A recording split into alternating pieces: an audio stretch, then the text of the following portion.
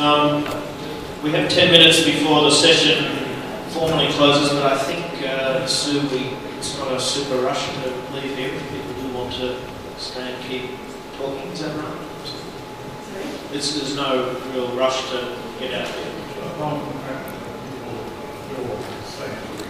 Oh, okay, so we can't hang around forever, but there's no urgent rush to disappear. So, can I ask, let's see, Rob, did someone on the Europe table maybe had some, yeah, just a few words, a few reflections. We've really got 3 points of summary from the European perspective. We've got this amazing statutory network called Natura for birds on the one hand, species and habitats on the other. The people that control that, the bureaucrats in Brussels, DG Environment, think the categories are totally and utterly irrelevant. We entirely disagree with them, and so we need to have a concerted approach to first, from a technocratic point of view first, prove that these are protected areas under the IUCN definition, and then a more political approach, maybe using members of the Parliament to get that message through to the bureaucrats. Second, and this is slightly beyond categories, but it's vitally important, is that we're, and I think I'm sure all other countries are having this as well, we've got a real selling job for the categories of protected areas generally, because they're regarded as fair game for development by the finance ministers and prime ministers and all the rest of it, and trying to use the category system as a positive tool rather than it being perceived as a negative tool is important. Third, we want to have information sharing. We've already realised that things are going on in our region that we didn't all know about, so that's a really good role for the regional vice chair, just to be the focal point for that information sharing, and then that feeds into the project that you, Sue and Nigel are leading. And I hope that that can therefore be reciprocal, that we're all in the network of hearing what's happening in other parts of the world. Thank you very much. Thanks, Roger. That's great. Nigel? Thanks. I'll try and capture what we said. Anyone in the group wants to add or disagree, please do.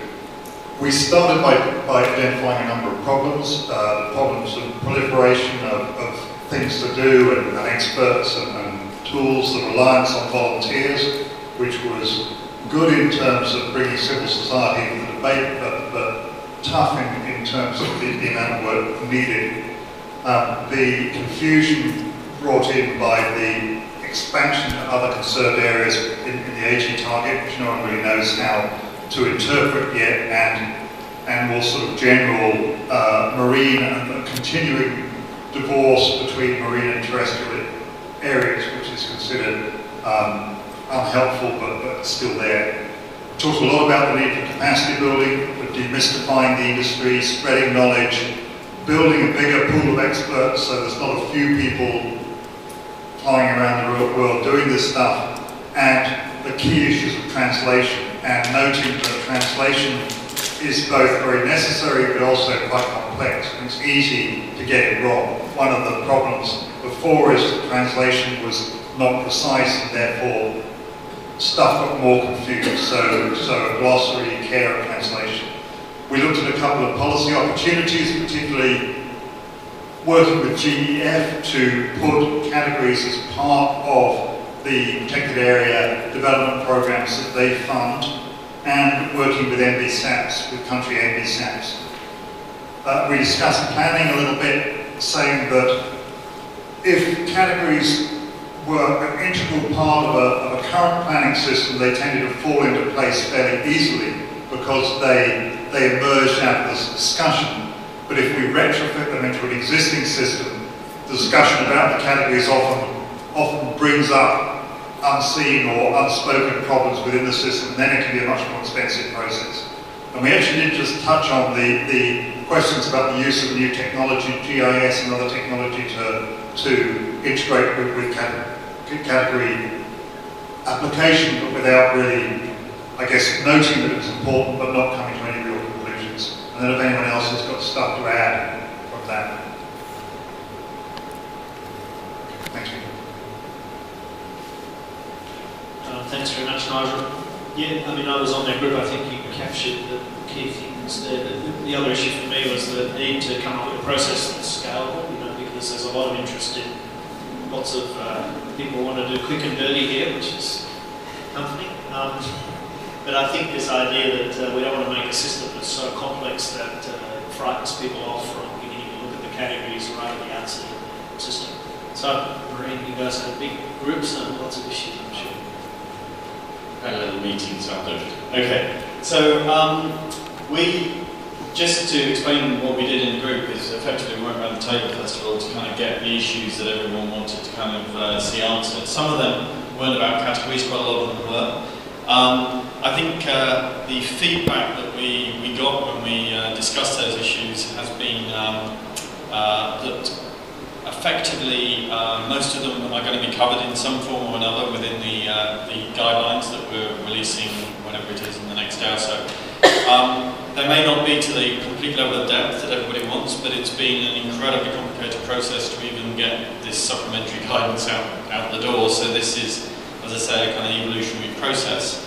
As a result, I mean, we're not saying these are perfect, so to speak. This is a kind of base framework from which I think we need to develop and improve. We've had some really helpful suggestions made, which we'll take into account in terms of kind of some details that people have picked up in this. As I say, they're not going to answer everything, and I don't think we can ever expect these guidelines to answer everything, to give the perfect answer for all the hundreds of different names and varieties of marine protected areas. So there's always going to be that judgment, and that leads to think about what processes need to be in place to develop capacity and understanding at national, regional process levels, and how they can build on what's going off already. And finally, I just kind of, as I say, stress that this is a kind of journey that we're on. There are clearly probably more things that we can do, but from the discussions we've kind of had, I think that the base framework that we have provided will enable people almost immediately to start to hold some of the parts of the process to account. So I've never, as Vice Chair, been in a position where I can refute some of the papers being put into peer-reviewed journals that say all the fisheries areas are MPAs. With this, we can actually start to have an intelligent discussion with them and drive them in the right direction. So it's not a question of are they or are they not, it's a question of if you want to be in this, you're going to have conservation objectives around these areas. Equally, I think some of the stuff that we have in Protect the Planet, they're not particularly, I suspect it's the UK, what the UK went through with large for MPAs, that we've pushed stuff into the system, and we need to now hold it to account, and we're in a position to do that. And finally, I think all of you know how to contact me. John has his business cards, and we'd be really keen to make those links to continue discussion. But what I would really urge is for you to reflect on these marine guidelines, think of how they can be built into existing mechanisms you have, and talk to us about what you need in relation to actions in the Commission to actually create the opportunities to develop the process. We need to move quickly to think about these things, but we're at the perfect timing at the start of another kind of 4-year cycle with IUCN, and I think there's fantastic opportunities to do that. And the more engagement we can get, the more people, not necessarily talking to and from me, I'm one person and I'm having shorter and shorter nights actually of sleep in terms of the volume of things we're doing, but talking across, talking to colleagues who are here and having those discussions and building a capacity and knowledge is a critical thing we need to do, I think, in this process. So I think it's been a really good discussion from our point of view. I hope the other members of the group have found it useful from all your different perspectives, and it's very much the kind of the real push now to enable Marine to embrace much more fully the process, and also to then be in a much better position to engage with other developments around assignment processes, around green lists and things like that, because we're coming together on a common platform from our different perspectives much more. Thanks very much, Dan. That was a great summary, and obviously we had a nice, rich discussion there. Lots of people. It was excellent. Well, we're right on time, which is amazing. I hope everybody had a constructive afternoon. We weren't ever completely sure what a conservation campus was. So, hopefully we had a mix of good open discussion and a chance for people to sort of get down to some specific issues that might have been plaguing your mind and have a chance to talk those through. Obviously a big issue and the start of hopefully further dialogue that can deepen that understanding. I think there is an evaluation-y form thing which if you have the time we would certainly appreciate a few thoughts and some feedback. I know that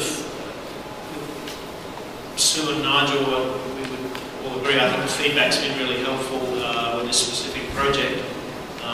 Some strong messages there that will influence how we try and pull this together, so we really greatly appreciate that.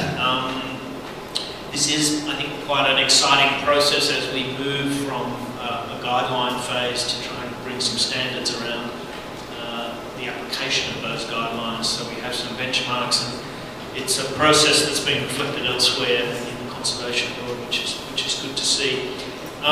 Some practical things. We will have a report from this workshop. It'll be pretty simple, but we want to capture all the good stuff, and we will feed that back to you as participants. If you have given us your business card, you'll be on the mailing list to get that back. So if you haven't, that's an incentive to make sure you give us your contact details. We have a short time frame for the work that we're doing, so we'll be looking to produce a draft. We've got a rough draft of some material, but we've got to get that together by the end of October, so that we have a kind of review period through November, and we're trying to get this document sort of out the door mid-December, so it's quite compressed. We have a project review group or a peer review group which has a number of people on it. If you are interested in getting into that, being part of that, then probably contact Sue, who's been keeping the name list, so that would be great. I think that's it. Certainly a thank you to all of the people who presented this morning, and particularly everybody who helped to facilitate those roundtables, and all of you for contributing. So, thank you.